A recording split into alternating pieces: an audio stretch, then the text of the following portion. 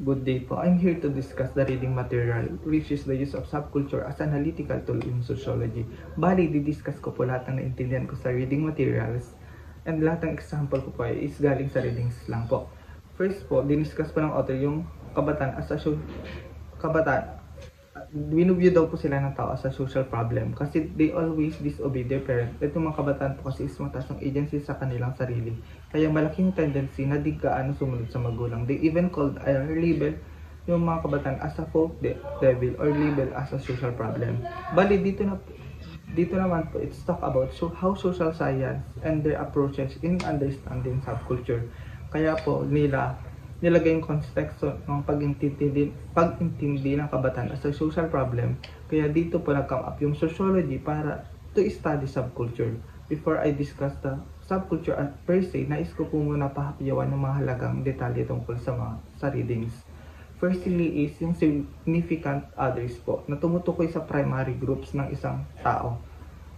Which is, it refers to magulang, kaibigan, and peers natin sa buhay natin. Sila yung malaking ambag kung paano natin tignan ng sarili. O yung significant others daw ng isang tao, isa sa mga humuhubog sa pagkatao o bumubuo ng isang kultura ng isang tao. Parang ina-adapt lang natin yung natututunan natin sa kanila. Kaya naman nagkakaroon ng deviant behavior ang ilang tao o kabataan kung hindi nila nasunod o yung expectation ng significant others nila. So dito pumapasok yung subculture, which is they find group support which they can express themselves freely because sa kultura nila is against sila doon, kaya naghahanap sila ng katuwang o grupo na katulad nila. For example, hippies sa Amerika, which they promote anti-cultural movement, kaya pare-pareha silang belief and value system na may pinaglalaban. Sa isang subculture, meron silang distinct style, lifestyle na sinusunod para i-defy yung dominant culture na kinalakihan nila. Another examples ng subculture, for example, sa isa kang Pilipino, nasa kultura ng mga Pilipino yung pagiging makadiyos or religious. Kaya if naging part ka ng LGBT community, they will view you as sakit sa lipunan just because they believe that God did not created gay or lesbian or LGBT. Kaya naman, if may bakla sa pamilya, ay scrutinize nila ito at nagkakaroon ng subculture yung mga membro ng LGBT, which is they can express their lifestyle or style freely without judging each other. Role of deviant identity. Tinutukoy dito yung subculture or subgroup mo is inaalaw yung pagka-deviant behavior mo. Nasabi din sa readings yung mga bagay na kailangan mong gawin if isa kang taong deviant sa society, if nakakaranas ka ng stigma. Stigma is tumutukoy sa negative set of belief, behavior, or stereotype or attitude that society or specific group attached to certain people. Unang-una sa resentment, ina-acknowledge nila yung stigma or nire-resist nila to emotionally, pero at the same time is nainis or nag-impose sila ng inis sa society or stigma. Individual disassociation, which means na din-disassociate nila yung sarili nila from mapanghusagang lipunan. This will lead to feel alienated sa taong deviant. Pangatlo is yung self-hatred. If patuloy na iniisip ng deviant yung stigma, this will result to self-hatred or kakainisan na lang nila yung sarili nila.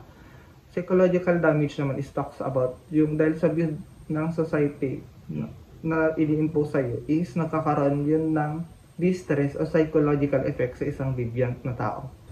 Ito naman ng mga perspective ng mga sociologists sa subculture.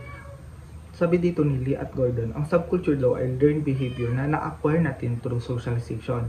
Sabi naman ni Phipps, parehas kay Phipps, na sinasabi niya ang kultura ay socially acquired behavior daw. Ayon naman kay Taylor, na ang kultura daw ay tumutukoy sa complex whole na nag-encompass ng beliefs natin, morals, law, custom, and capabilities acquired by members of society. Sabi naman dito ni Prohan, I'm not sure if I pronounce that right, na ay naniniwala na ang kultura ay isang pattern of symbol that reflects human achievement and embodiment of artifacts. Sabi naman dito ni Ford that culture is a traditional ways of solving problems or a team developed by Cohen, who argued that behavior depends on the specific problems of the people. This idea introduced the notion of subculture as a problem-solving mechanism within the dominant culture. Sabi naman ni Singewood ay ang kultura daw ay cohesive and very divisive, which means na madaming nag-exist na subgroup o subculture na nagre-resulta sa pag-complex ng society natin. Ang sabi din niya na ang subcultural ay pine-perpetuate nila ang dominant culture from various institutions like family, religion, and education. Sinasabi din niya na sina-challenge daw ng subculture ang mga dominant class o yung kultura nila. Relationship to dominant culture. Tinutukoy dito na although may distinct qualities yung subculture, ito pa din ay related sa dominant culture because of pervasive influence through media. For example, yung hippie movements ay connected sa progressive middle class culture, but it was distinct to its unconventional lifestyle, use of drugs, and hedonic values. International stratifications. Subculture naman is diverse internally. For example, within the LGBT culture, may gay culture and transgender culture. Dito naman tayo sa positive and negative response to society. Subculture can form as either a positive adaptation to social structure like occupational subculture or as a reaction against this structure, often resulting in delinquent subculture. Next, cultural and symbolic role. Yung subculture ay binibigyan niya ng kalayaan ng member niya to express yung sarili and lifestyle nila na nagre-resulta sa pagkakaiba ng kultura or cultural pluralism. Culture has multiple layers such as historical ideas, values, symbolic meaning, and shaped by subcultural group. Empirical and interpretative analysis. This is the study of subculture combines both empirical observation, members, urbanization, and social fragmentation. Sabi ni Richard na isang rason ba't nakakaroon ng subculture is because dahil sa urbanization, sa dami ng tao ay nagkakaroon ng alienation, social disorganization, and deviance yung mga tao. Bali yung urbanization is isa sa mga cause ng subculture.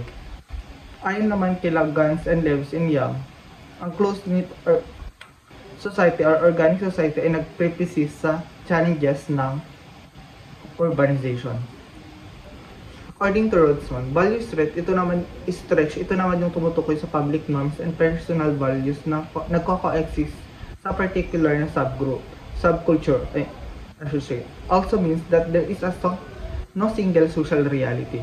Contraculture, on the other hand, and the social conflict, according to Ringer, contraculture is basically means social group that opposes or reject dominant culture, like tulad sa mga subgroup with subculture, they are still resisting the dominant culture. Ngayon naman, i-discuss ko naman ng role ng style sa subculture. Una sa lahat, may tatlong component ito, which is image. Image, ito yung paano ka manamit, paano miso itong accessories mo, paano ayusin yung hairstyle mo. Pangalawa naman is yung demeanor mo, means yung posture, gait, kung paano mo sutin yung attire mo, or paano ka umaura, basically, ganun.